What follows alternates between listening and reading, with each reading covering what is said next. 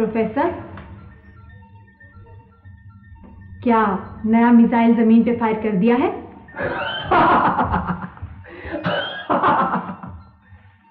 मैं पागल नहीं। हाँ हाँ, मैं पागल नहीं कि इंसानों की इतनी खूबसूरत दुनिया को तबाह कर दूं।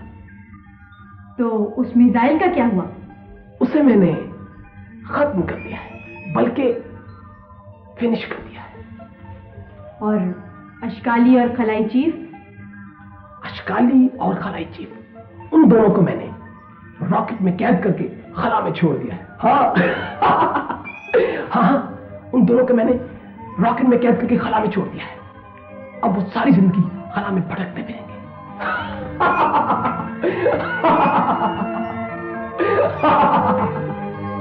और ये हमारी खुशकिस्मती है कि हमारा रॉकेट सही सलामत जमीन पर उतर गया।